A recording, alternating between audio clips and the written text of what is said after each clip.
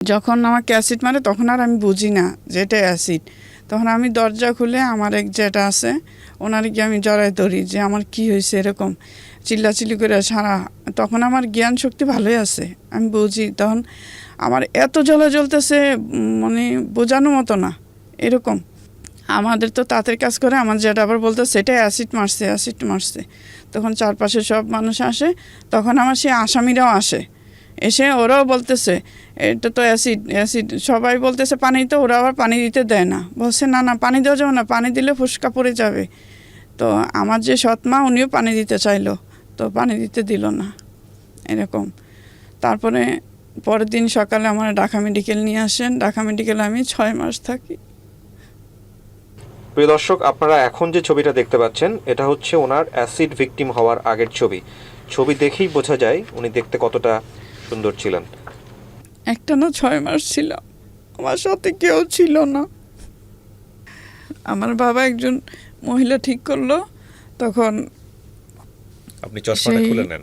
মহিলা আমাদের বাড়ি চশমাটা খুলে নেন। আমার যেটি হইতো। আমি দর্শক আপনাদেরকে একটু বলি, ওনার শ্রবণ শক্তিতে সমস্যা হয়েছে এই ঘটনার পরে, যে কারণে আমাকে অনেক লাউড যেতে হচ্ছে। আপনি চশমাটা একটু খুলে নেন। মানে 6 মাস আপনার সঙ্গে মেডিকেলে কেউ ছিল না, এটা কেন হলো?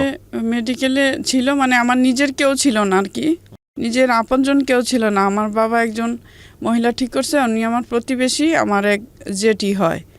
তো উনি আমার 6 মাস পর্যন্ত আমার পাশে ছিলেন। আচ্ছা। তারপরে আমি যখন ঢাকা মেডিকেল যাই তখন একটা ডক্টর, ওনার নাম স্যার, উনি আমাকে দেখে বলছিল যে এই মেয়েটা 75% পুড়ে গেছে, যদি বেঁচে থাকে তো উপরওয়ালার শক্তি। আচ্ছা। এরকম বলছে উনি। সবসময় আমার এসে বলতো যে তুমি ভালো হয়ে যাবে, অল্প দিন লাগবে, বেশি দিন লাগবে না, তুমি সুস্থ হয়ে যাবা। তখন আমি বলতাম 6 মাস হয়ে গেছে, তারপরে আর কত। কোন ক্লাসে পড়তেন ওই সময় আপনি?